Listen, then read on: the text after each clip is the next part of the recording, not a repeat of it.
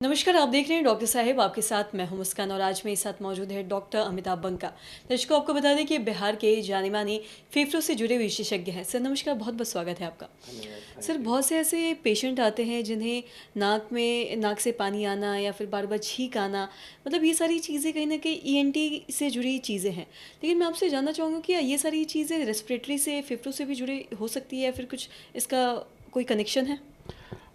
अच्छा सवाल है। हाँ, आपने जो पहले कहा कि ये एक्चुअल में ईएनटी का प्रॉब्लम ज़्यादा है, पर एक कंसेप्ट है जिसमें हम लोग कहते हैं यूनिफाइड एयरवे, मतलब कि नाक से लेके आपके फेफड़े तक का जो एयरवे है वो सिंगल एयरवे है।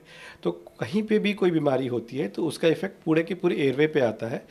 तो खासकर जो आपने कहा बार बार सर्दी ज़ुकाम होना, छींकें आनी, तो ये संकेत होता है कि आपको हो सकता है कि एलर्जिक प्रॉब्लम है, जिसको हम लोग एलर्जिक राइनाइटिस बोलते हैं। इसमें आपका नाक अक्सर बहता रहेगा, बंद रहेगा या छींकें आएंगी।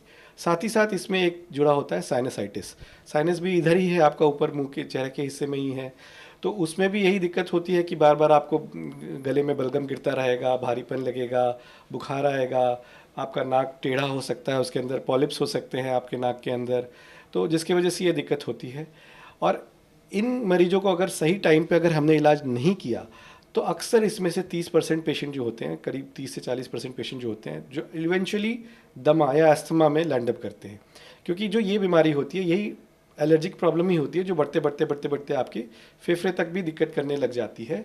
और बिल्कुल ऐसा है कि अगर किसी को छींकें आ रही हैं, अगर उसका इलाज ढंग से नहीं होगा तो अल्टीमेटली उसको हो सकता है कि वो दमा हो जाए, और फिर हम उसे दमा का इलाज भी हमें देना पड़ता है। तो खासकर जिन मरीजों को ये आ रहा है उनका हम लोग दमा का भी इवैल्यूएशन करते हैं, उनको ये जानने के लिए कि अभी अभी है या नहीं है। अगर होता है तो हमें इन्हेलर साथ में देना चाहिए, नाक के सारे ट्रीटमेंट के साथ साथ हमें इन्हेलर भी लिखना होता है।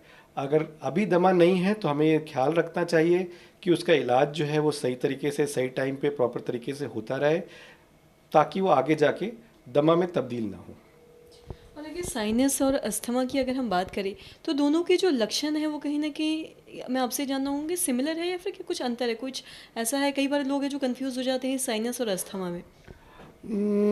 देखिए, कुछ चीज़ें हैं जो हमें पॉइंट आउट करती हैं कि साइनस हो सकता है, कुछ चीज़ें हैं जो हमें पॉइंट आउट करती हैं कि दमा हो सकता है, और दोनों साथ भी हो सकते हैं। जैसा मैंने अभी आपको बताया यूनिफाइड एयरवे वाला फंडा, तो बेसिकली उसमें राइनाइटिस मतलब नाक वाला, साइनसाइटिस और ब्रोंकाइटिस, ठीक है? तो ये तीनों एक साथ होता है, जिसको एलर्जिक प्रॉब्लम होता है उसमें ये तीनों एक साथ हो सकते हैं।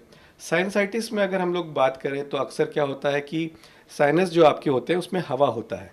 अगर उसमें कोई भी इन्फेक्शन या इन्फ्लेमेशन हो जाता है तो उसके अंदर हवा की जगह सिक्रीशंस, मवाद, पस, ये सब भरने लगते हैं। अब वो जो भी है उसका जो रास्ता है वो नाक के होते हुए हमारे गले तक जाता है।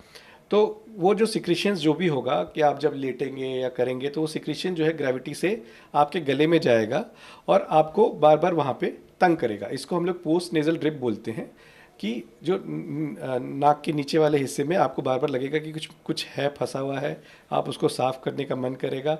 और ख़ासकर जब आप सोने जाएंगे, रात में जाएंगे, तो आपको लेटने के बाद भी आपको खांसी आएगी और बार बार बलगम निकलेगा। तो ये एक साइनसाइटिस का बहुत टिपिकल सिम्टम है। साथ ही साथ आपको आंखों के आसपास भारीपन लगना, सर दर्द होना, ये सब सिम्टम्स हैं। अब जो रहा बात, जैसा मैंने कहा कि कुछ चीज़ें सेम हो सकती हैं, जैसे दमा है तो दमा में भी खांसी होगा, सांस की दिक्कत होगी। दमा का भी जो सिम्टम है वो रात में दिक्कत ज़्यादा होती है। तो अब जैसे साइनस में भी आप लेटे और आपकी दिक्कत बढ़ गई तो आपको लगेगा मुझे रात में दिक्कत ज़्यादा हो रही है, ठीक है? और दमा का दिक्कत भी रात में ज़्यादा होता है, तो आप कहोगे कि भाई कई बार दोनों में कन्फ्यूजन हो सकता है। बट कुछ चीज़ें और होती हैं जो स्पेसिफिक होती हैं कि आपको आइडेंटिफाई कर सकते हैं कि साइनस है कि नहीं है। साइनस का जो मेन जो डायग्नोस्टिक मोडालिटी होता है वो होता है सीटी स्कैन, जो 100% आपको बता देगा कि साइनसाइटिस है कि नहीं है। वही दमा में सीटी स्कैन का कोई बहुत रोल नहीं है छाती का। उसके अंदर हम लोग स्पायरोमेट्री या पल्मोनरी फंक्शन टेस्ट करना पसंद करते हैं, जिससे हमें अंदर फेफड़े की कैपेसिटी के बारे में पता चलता है। दवा देने से इम्प्रूवमेंट होता है कि नहीं होता है ये पता चलता है। तो आप भी ये समझ पाए होंगे कि साइनस और अस्थमा में क्या कुछ अंतर है और क्या कुछ इसके लक्षण हैं।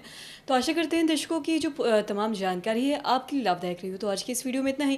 अगर आपने अब तक हमारे चैनल को सब्सक्राइब नहीं किया तो तुरंत कर ले, साथ ही हमारे फेसबुक पेज को लाइक करें। वीडियो देखने के लिए आपका धन्यवाद।